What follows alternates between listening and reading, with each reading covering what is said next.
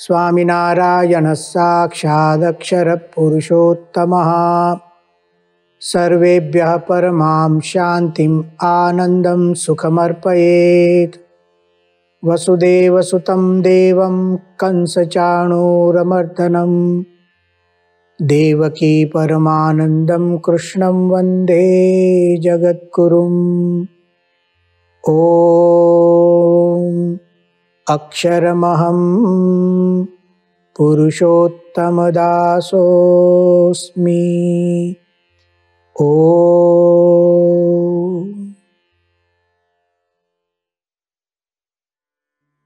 भगवान श्री कृष्ण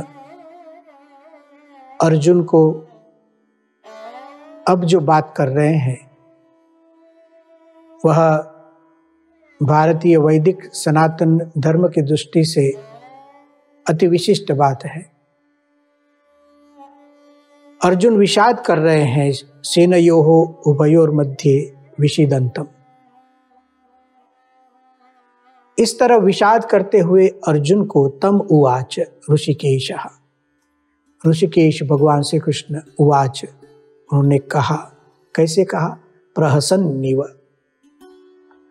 प्रहसन्निव पर हमने बात की थी, एक आंतरिक परिस्थिति की बात की थी। भगवान श्री कृष्ण प्रहसन्निव है और अर्जुन विषीदन्तम् है। यहां पर जरा सा रथ के बाहर भी जाकर इस दृश्य को देखना चाहिए। पुनः पुनः गीता के वचनों को और उसके साथ आसपास जो लोग हैं उनके मन में भी क्या प्रतिक्रियाएं चलती हैं उसको याद करना चाहिए। जब कोई व्यक्ति अर्जुन को रोते हुए देखता है तब उसके मनोभाव क्या होते हैं। हमारे जीवन में कोई घटना घटती है, उस समय हमारे आसपास जो लोग रहते हैं उन लोगों का हमारे साथ कैसा संबंध है उसको समझने के लिए एक अवसर होता है। जब समझो हम दुख में आते हैं तो हमारे आसपास के लोग हमारे साथ कैसा व्यवहार करते हैं। हमारा जीवन जब सुखमय होता है तो आसपास के लोग कैसा व्यवहार करते हैं। एक घटना घटती है तो केवल एक व्यक्ति की परीक्षा नहीं होती है। समझो अर्जुन के जीवन में विषाद आ गया, विषीदन्तम्, यहां सेनयोः उभयोः मध्ये विषीदन्तम्, तो लगता है अर्जुन की घटना, लेकिन जितने लोगों ने उसको देखा सबकी यह घटना, सबके मन जो मनोभाव जैसा जिनका अर्जुन के साथ व्यक्तिगत संबंध, ऐसा उनका प्रतिभाव। चलिए अर्जुन को रोते देखकर लोगों के मन में जो कुछ भी हुआ होगा, यहां वह देखिए कि अर्जुन को रोते हुए देखकर भगवान श्री कृष्ण को क्या हुआ।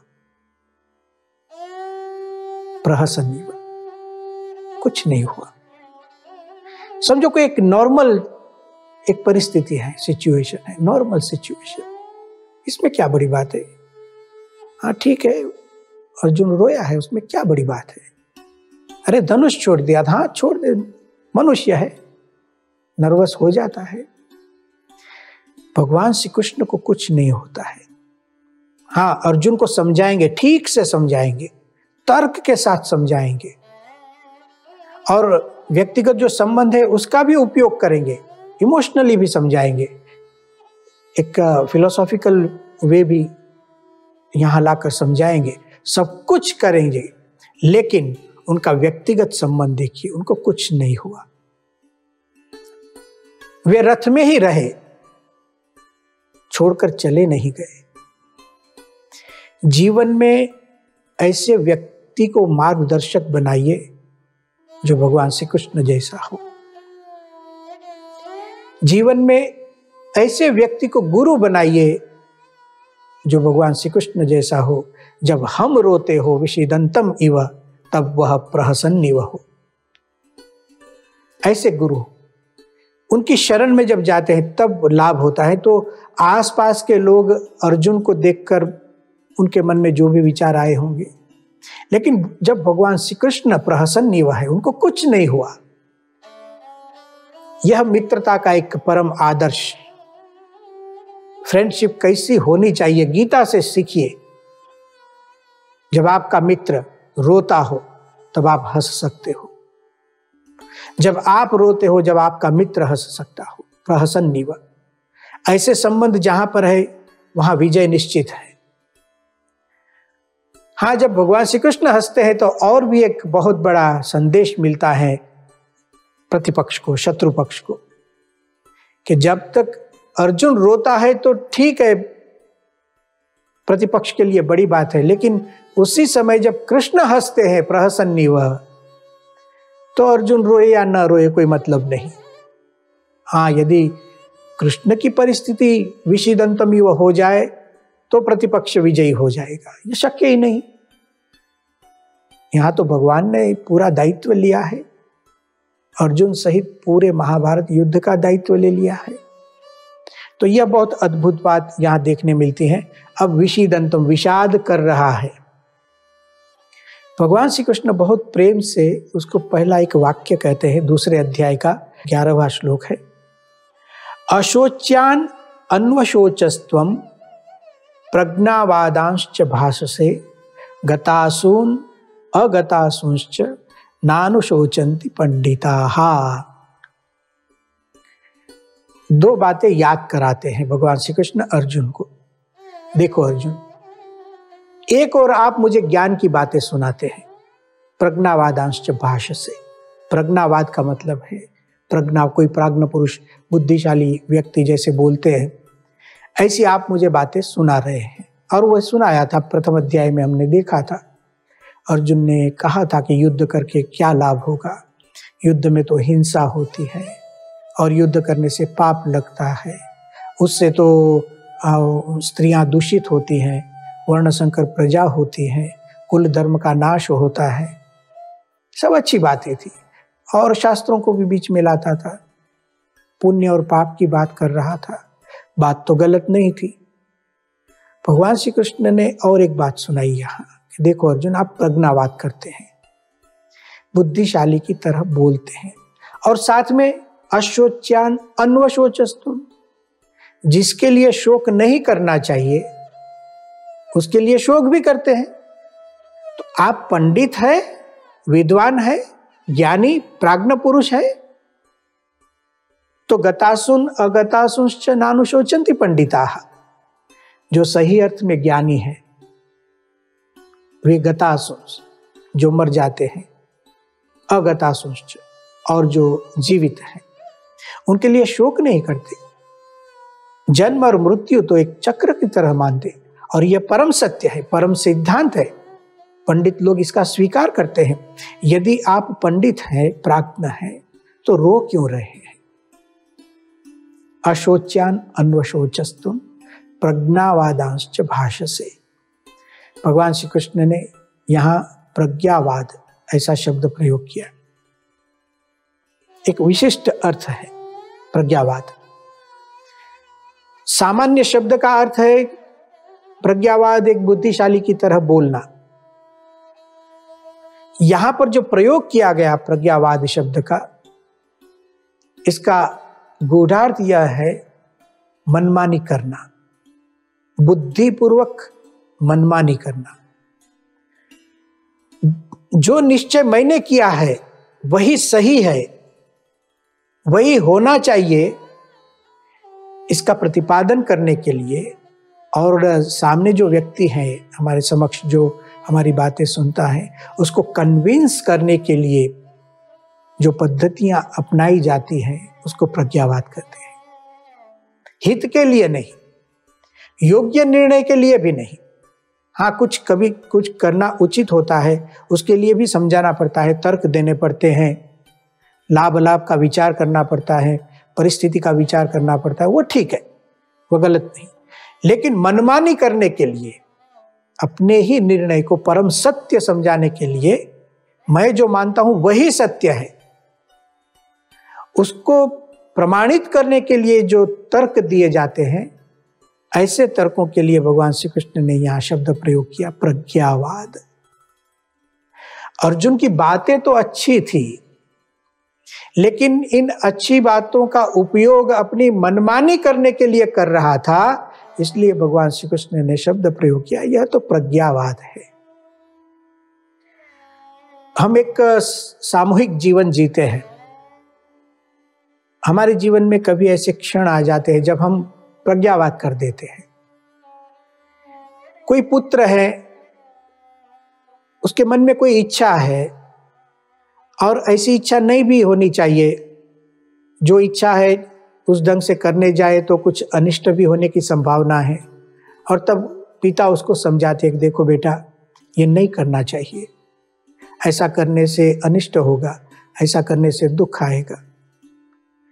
ऐसे क्षण में पुत्र जब अपनी इच्छा को सही समझाने के लिए, पिता को कन्विंस करने के लिए जो लॉजिक देता है, वह प्रज्ञावाद बन जाता है। हाँ, यदि उचित हो और लॉजिक देता है तो ठीक है, लेकिन अनुचित है तो भी नहीं, नहीं पिताजी आप तो कहते हैं ये नहीं करना चाहिए, लेकिन इस ढंग से देखिए वो करना चाहिए, इस ढंग से देखिए वो करना चाहिए। ये सब ढंग बाहर से लाते हैं, बात अच्छी लगती है, लेकिन अंततः इच्छा एक ही होती है, मनमानी, स्वमनोधृतम। मेरे मन में जो निश्चय है वही होना चाहिए। ऐसे कोई पिता भी करता है प्रज्ञावाद, कोई पति भी प्रज्ञावाद करता है, कोई पत्नी भी प्रज्ञावाद करती है। सामाजिक जीवन में प्रज्ञावाद देखे जाते हैं। जहां जहां मनमानी करने के लिए युक्तियां की जाती है, वह प्रज्ञावाद बनता है। हाँ, अर्जुन इतनी तो मनमानी नहीं कर रहा है, क्योंकि उसने तो शरणागति भी ली है। फिर भी उसने भगवान को कुछ कहा था प्रथम अध्याय में, और भगवान श्री कृष्ण ने सब याद रखा है, क्योंकि अब अर्जुन को समझाना है। अर्जुन के मन को संपूर्ण रीति से स्वच्छ करना है। ऐसा नहीं कि थोड़ा सा भी उसके मन में कोई ऐसा विचार रह जाए जिससे भविष्य में अर्जुन को दुख हो। संपूर्ण उत्साह के साथ, संपूर्ण आनंद के साथ, गौरव के साथ अपने कर्तव्य में जुट जाए, यह भगवान श्री कृष्ण की इच्छा है। इसलिए भगवान श्री कृष्ण ने कहा अशोच्यान अन्वशोचस्तुम, जिसके लिए शोक नहीं करना चाहिए उसके लिए शोक कर रहा है, रो रहा है। प्रज्ञावादांश भाष्य से, और दूसरी ओर पंडितों की तरह बोल रहा है। तो देखो अर्जुन, गतासुन अगतासुंश्च नानुशोचन्ति पंडिता। जो सही अर्थ में ज्ञानी है, पंडित है, वो कभी शोक नहीं करते। तो अर्जुन को तो समझ में आ गया कि कुछ गलती हो रही है। फिर भगवान श्री कृष्ण ने पंडित किसे कहते हैं, पंडा अस्ति अस्येति पंडितः। पंडा का मतलब है सत्य ज्ञान, यथार्थ ज्ञानम। पंडा यथावस्थित वस्तु को जो जानता है, तत्व से जो जानता है, तत्व जिस वस्तु का जो स्वरूप है उसी रूप से उसी वस्तु को जानता हो, उसको तत्ववेत्ता कहते हैं, तत्व ज्ञानी कहते हैं। वही पंडा है, पंडित। पंडा अस्ति अस्येति पंडितः। जो सच्चे अर्थ में पंडित है, उसका ज्ञान का वैभव कैसा होता है, भगवान श्री कृष्ण अब यहां समझाते हैं। और उसके लिए भगवान श्री कृष्ण ने एक स्वयं शब्द दिया है, सांख्य ज्ञान। पहले बात करेंगे और अंत में जाकर कहेंगे एषा ते विहिता सांख्ये बुद्धिर योगे त्विमां शृणु। हे अर्जुन, अब तक जो बात मैंने तुझे की वह सांख्य ज्ञान था, अब मैं तुझे योग की बात करूंगा। ऐसा दूसरे अध्याय के 39वें श्लोक में कहेंगे। इस सांख्य ज्ञान का आरंभ अब यहां से कर रहे हैं दूसरे अध्याय में।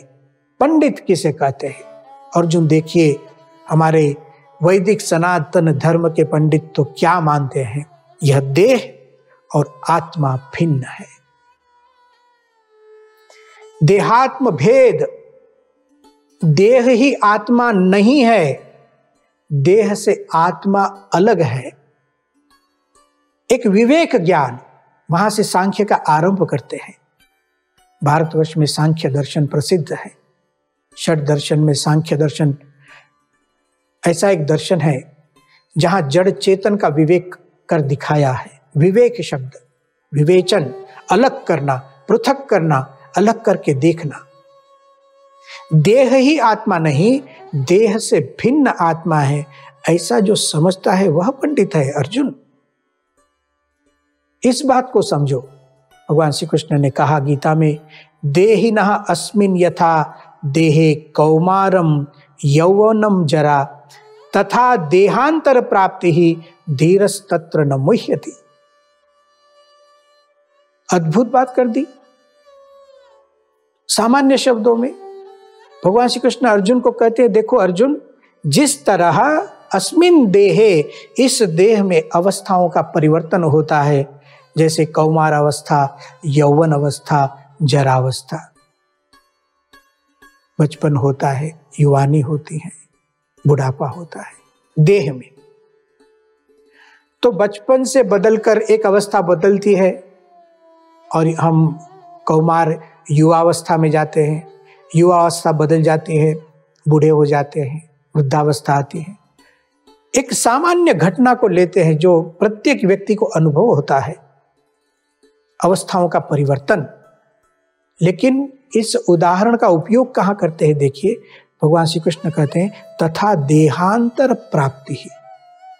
जैसे मैं बाल्यावस्था में से युवावस्था में जाता हूं, बस उसी ढंग से एक देह में से दूसरी देह में जाता हूं। देह और आत्मा की भिन्नता, भारतवर्ष का यह डिंडिम, यह उद्घोष, सोचिए, यहां सोचिए कितनी समृद्ध संस्कृति है। श्रीमद् भगवद गीता को कम से कम 5000 साल हो गए, कम से कम 5000 साल हो गए। 5000 वर्ष पूर्व भारतीय संस्कृति में, वैदिक सनातन धर्म की सभ्यता में देह और आत्मा भिन्न है, इस तरह का विज्ञान प्रसिद्ध था। आधुनिक एक शब्द का प्रयोग करें, यह कितनी बड़ी रिसर्च है। 5000 वर्ष से यह बात चली आती है। और भगवान श्री कृष्ण जो बात कर रहे हैं गीता में, वह तो वेदों का सार कहते हैं। और हमारे जो वेद हैं, ऋग्वेद, यजुर्वेद, सामवेद, अथर्ववेद, वह तो अपौरुषेय, नित्य है। हजारों वर्षों से भारतवर्ष की मूल आस्थाओं में यह एक विज्ञान है। देहिनास्मिन् यथा देहे कौमारम यौवनम जरा तथा देहांतर प्राप्ति। जैसे अवस्थाओं का परिवर्तन, बस इतनी सहजता से यह जो आत्मा है इस देह को छोड़कर दूसरी देह में चली जाती है। यह भारतवर्ष है, यह भारतवर्ष की विशेषता है। और इसीलिए संपूर्ण जगत हमारे भारतीय सनातन धर्म के शास्त्रों को गौरव से देखते हैं। श्रीमद् भगवद गीता को जिसने भी पढ़ा, चाहे उसके मन की भावना जो भी हो, परीक्षा करने के लिए भी बहुत लोग पढ़ते हैं, निरीक्षण करने के लिए भी बहुत लोग पढ़ते हैं, हाँ कदाचित विपरीत भावना से भी पढ़ते हैं, लेकिन जो शांति से पढ़ते हैं वो सोचने लगते हैं, ये बात तो सही है, और सोचने लगते हैं, फिर मानने लगते हैं, फिर उसका जीवन बदल जाता है। देह और आत्मा की भिन्नता, फल भी देखिए इस श्लोक में कैसे दिखाते हैं भगवान श्री कृष्ण। तथा देहांतर प्राप्ति ही धीरस्तत्र न मुह्यति।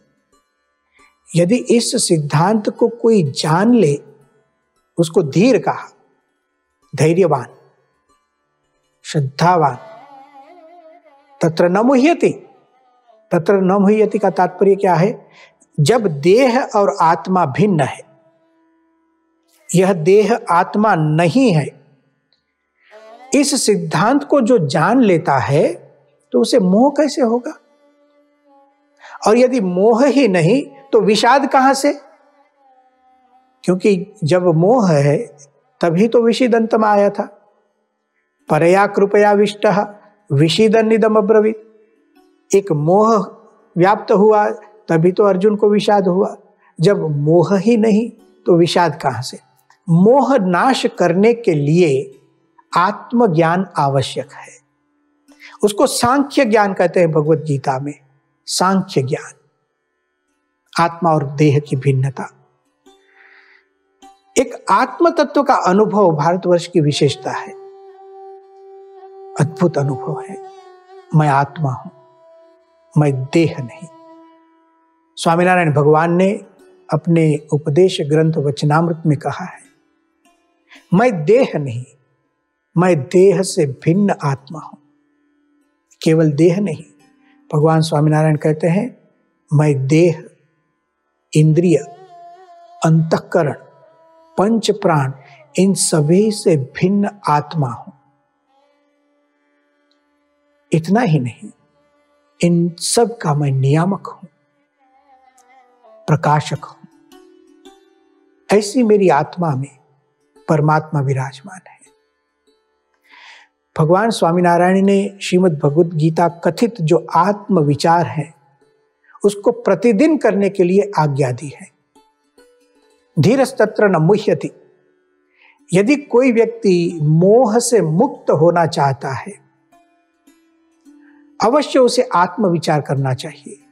भगवान स्वामीनारायण ने आत्मविचार को परमात्म विचार की ऊंचाई दी है।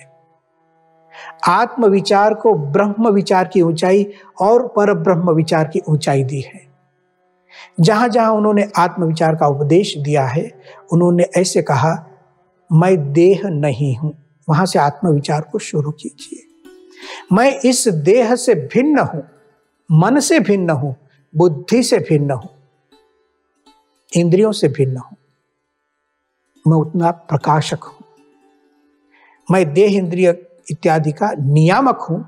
आत्मविचार वहां से शुरू होता है। मैं परिशुद्ध आत्मा हूं। व्याप्नोति इति आत्मा। ज्ञान शक्ति से संपूर्ण शरीर में मैं व्याप्त हूं। भगवान स्वामीनारायण समझाते हैं, ऐसी जो मेरी परिशुद्ध आत्मा, उसकी एकता कीजिए अक्षर के साथ, ब्रह्म तत्व के साथ। अक्षरमहम, अक्षरमहम, ब्रह्माहम। मैं ब्रह्म हूं, मैं अक्षर हूं, मैं गुणातीत हूं। सत्वगुण, रजोगुण, तमोगुण इत्यादि भाव से मैं निर्लेप हूं। मैं उससे अतीत, उससे पर हो गया हूं। चिंतन करना है। भले ही हम देह में है, अभी दुख है, लेकिन दुख का नाश होगा कब? ऐसे आत्मविचार करना पड़ेगा। उन्होंने आत्मविचार में ब्रह्म विचार दिया, उत्कृष्ट किया आत्मविचार को। और आत्मविचार में ब्रह्म विचार और उसमें पर ब्रह्म विचार। ब्रह्म रूप ऐसी मेरी आत्मा में पर ब्रह्म का निवास है। इस तरह से जो व्यक्ति आत्मविचार करता है, श्रीमद् भगवद गीता कहती है, धीरस्तत्र न मुह्यति। उसको कभी भी मोह व्याप्त नहीं होता है। तो यह एक अद्भुत बात श्रीमद् भगवद गीता की आत्मविचार, देह और आत्मा का भेद, मन और आत्मा का भेद, इंद्रिय और आत्मा का भेद अद्भुत रीति से गीता में प्रकटित हुआ है। और भी कुछ बातें यहाँ पर है जो हम अगले व्याख्यान में करेंगे। ओम शांति ही, शांति ही, शांति ही।